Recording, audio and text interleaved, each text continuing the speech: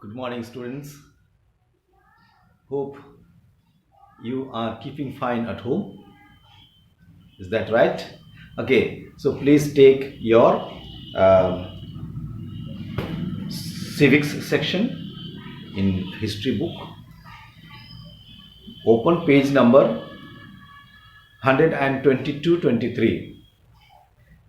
Today we will be discussing about the the the directive principles which has been clubbed into three categories.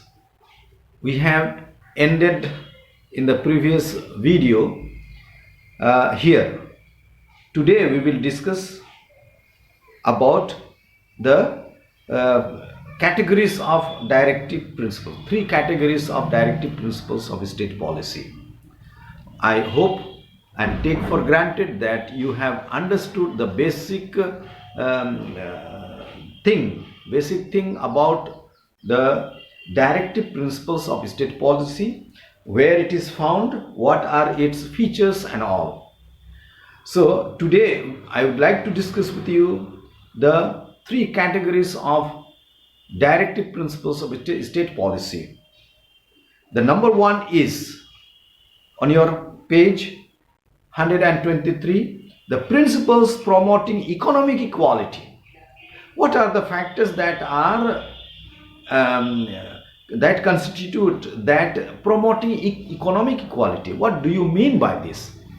So, when the constitution was being framed, it was decided that along with the political freedom, there should be economic freedom. And so here I'd like to ask I'd like to join one more thing, that is that social and economical freedom. Social and economical freedom. In that, these two things are that makes things very clear. Here it is written economical freedom. Economic freedom. That means, what do you mean by this economic freedom? You are free to hold economic or wealth like money, property like land, house, factories, institution, and all that. All these are the economy. All this comes under the freedom of economical freedom, rather. Yes, economical freedom. And so, dear children, here you have to pay attention that certain constitutional measures of economic policy were laid down to make it sure that there should be, every individual should have the economic freedom. Under this, there are some policies. Some policies where policy means the guidelines are some rules on which you have to go, according to which you have to go. So what are the things that are laid down? What are the policies that are laid down here? They are: number one, state should ensure adequate means of livelihood for all its citizens. In the previous video, we have discussed that the basic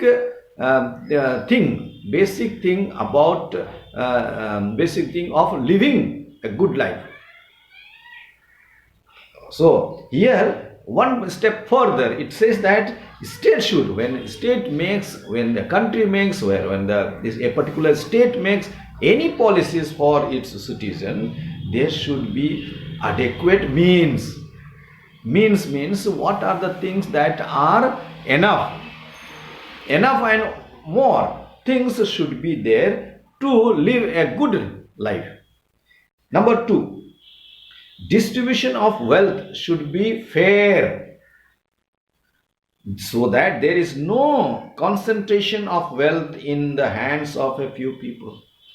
There should be the equal distribution of the wealth and the properties. Equal distribution of the wealth. Each state should have their own economical field or the wealth on which they are developing, and so they have to work on. And also give the means to the people for their good living. That's why it says that there should not be what called inadequate means where people cannot get and they have to depend on other states, other countries. So there should be equal distribution of the economy, and it should not be some are getting more and some are deprived of. No, there should not be any differences in the distribution of the wealth, so that to save, that is, otherwise only this should be only in the hands of the few people and others will have nothing. All those things have to be taken into consideration when you make policies. Next one, number 3, the ownership and control of material resources should be used for common good, not for particular people. It should be for everybody without any distinction. Is that right? Okay. Next one is both men and women should get equal pay for equal work. Now, this was not being done. Never it has been done. Always women are deprived of the equality. Women are deprived of equality. So same work, if the same work people are doing, men and women doing, men are given more. The wages are given more to the men and women are less. This was there. But slowly awareness has come to that stage that today, for example, same work, exactly the same work, both men and men and women, they are doing, so both are paid equally. But it has been in a very, very little thing, not even 1%, not even 1% of this kind of practice is being done today. Otherwise, there is always inequality, on the gender basis, No one should be forced due to the economic need to enter jobs unsuitable to their age, physical condition. Especially the children should not be pushed into this. They should protect against exploitation, child labor. So if anybody is not fit to do any job, he should not be pushed. He should not be forced. He or she should not be forced. There are many jobs only adult can do, and in that the minor or the men are doing, where women are also pushed, because women have got the less wages, so or cheap wage. Because of the cheap wages, they are pushed off. And sometimes according to the background or the condition, women are forced to do it. What to do?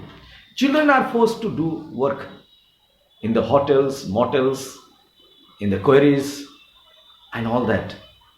You will see the children are being used to wash the plates and all that. Very, very sad. Next one is people should be ensured of the right to work, education and public assistance in case of unemployment, old age and disability. Due to the old age or disability, they should be given some employment. They should be educated. They should get public assistance, that people should help this kind of people. This is their right actually. Next one, it should be ensured that people are paid enough for their livelihood and are provided with decent work condition, not anything else. For example, some people educated are there and they are forced to do sweeping work and all that. Menial jobs, we call it menial jobs. That kind of things should be controlled and avoided. There should be participation of the workers in the management of the industries and other organizations. There should be participation of the workers in the managing sector also. That is, skilled labor and unskilled labor should be categorized well, and then their due should be paid. Okay, the justice should be done to them also. Next principle that we have under the directive principles of state policy is the what call the Gandhian principles. About Gandhian principles and general principle we will be discussing in the next video. Till then, bye.